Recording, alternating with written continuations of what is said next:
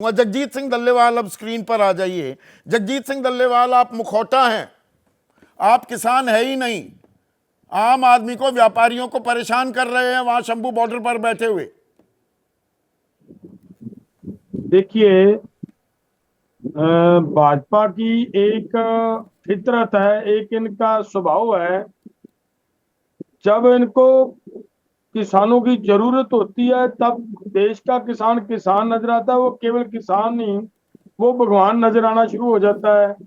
लेकिन जब जब किसान के खिलाफ फैसले लेने होते हैं तो फिर किसान किसान नजर आना बंद हो जाता है। लेकिन अगर खट्टर जी के इस बयान की बात करें तो मैं तो ये कहूंगा कि इनके सुप्रीमो हैं हमारे प्रधानमंत्री जी। पिछले आंदोलन के दौरान आपने सुना होगा संदीप जी, प्रधानमंत्री जी किसानों को बोलते हैं कि ये आंदोलन जीवी हैं।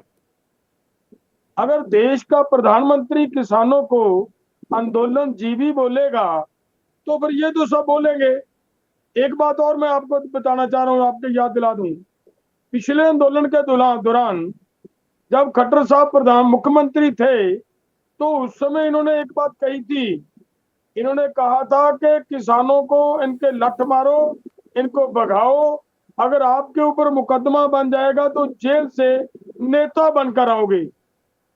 अगर ऐसी आइडियोलॉजी के लोग हैं तो जिनकी आपकी एक ही आइडियोलॉजी बात क्या है? अगर आपको आंदोलन जीवी कहा जा रहा है, जगजीत सिंह डल्लेवाल, पूछने वाले तो ये भी पूछेंगे 378 दिन तो पहले बैठे रहे, अब 225 दिन हो गए शंभू बॉर्डर पर, आप किसान हो ही नहीं, किसानी तो कर नहीं रहे, वहां पर सड़क पर बैठे रहते हो, किसानी कौन कर रहा है? फिर आप किसान कैसे हुए? संदीप जी ये बात सुनिए। 378 दिन हम पहले बैठे रहे तो अब 200 से ज्यादा दिन हमें यहाँ पे फिर से बैठे हुए होंगे। जो अब हम अपनी डिमांड से लेकर हमारी डिमांड है तो हम ये क्लियर कर दें।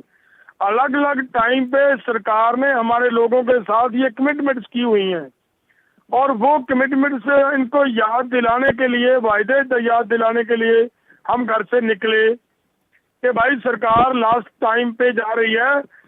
इस सेशन में अगर सरकार को हम याद दिला देंगे तो सरकार हमारी बात मानकर हमारा काम कर देगी।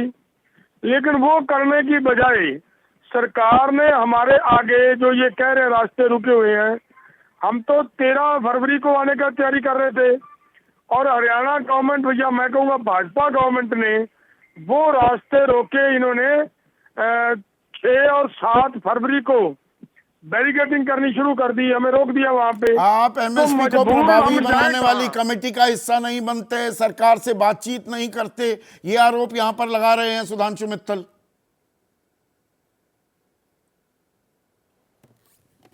थोड़ा जहां पर बैठे हैं वहां पर नेटवर्क की दिक्कत है, इतनी बात भी हो पाई, ये भी अपने आप में एक अच्छी चीज हुई कि कम से कम हमें इनका पक्ष भी मिला। लेकिन अखिलेश प्रताप सिंह, आप कोरी राजनीति कर रहे हैं, किसानों के कांधे पर बंदूक तानकर आप अपना सियासी नफा आंकते घूम रहे हैं।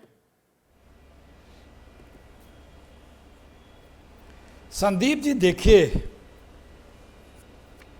कंगना रनौत ने जो बोला किसानों के काले बिल पे या किसानों के आंदोलन के ऊपर, और उस पर आदरणीय प्रधानमंत्री मोदी जी का किसी भी प्रकार के कोई प्रतिक्रिया का न आना, उसका खंडन न आना, ये अपने आप में दिखाता है कि ये उनकी नीति है, ये उनकी इच्छा है। और पहले जो कुछ बयान आ चुके हैं प्रधानमंत्री उनके कैबिनेट से तमाम लोगों के किसानों के प्रति, उसी के क्रम में ही तो कंगना रनौत ने बोला है।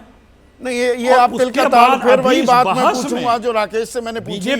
अखिलेश भाई तिल का ताड़ बना रहे हैं, मतलब मणिशंकर अय्यर बोलते थे वो सोनिया गांधी के कहने पर बोलते थे, आप तो ऐसे कह रहे हैं कंगना रनौत को हरी झंडी दिखा दी प्रधानमंत्री मोदी ने। एकदम क्यों खामोश हैं? क्यों रोजाना बोल रही हैं? क्यों? कौन दूसरे? यहां पे आपने मेरी सेंटेंस पूरा नहीं होने दिया। यहीं पे बीजेपी के प्रवक्ता गुनी प्रसाद जी उनको डिफेंड कर रहे हैं, उनके बयानों को, आपके इसी शो में आप पे आरोप लगा रहे हैं। कि आप उन पे उनके बयान को तोड़ मरोड़ के बता रहे हैं। ये क्या दिखाता है? इससे ज्यादा स्पष्टता चाहिए क्या कि बीजेपी की नीयत और सोच में क्या है? देखिए,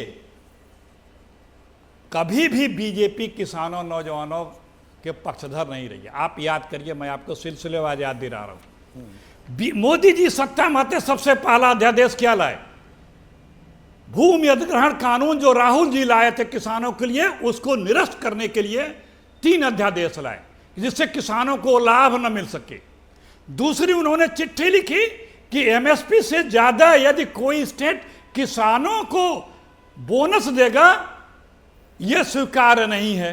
क्यों? क्योंकि स्टेट किसानों को अलग से सहायता देते थे।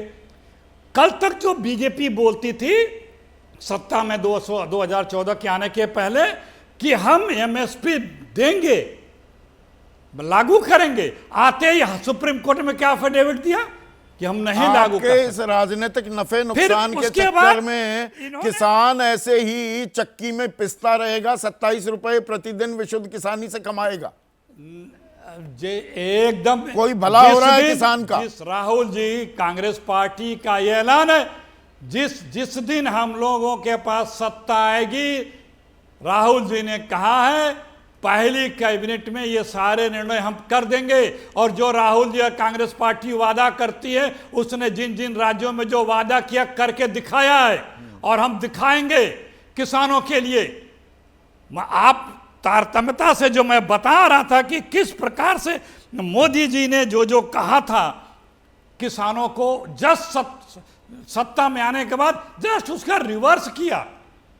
किसानों के लिए इनके 5 मिनिस्टरों ने कैसे कैसे अपशब्द कहे, पाकिस्तानी है, खालिस्तानी है, चीन, बहुत सी चीजें अभी आपने बताई। आप हल्के में मत लीजिए कंगना रनौत को।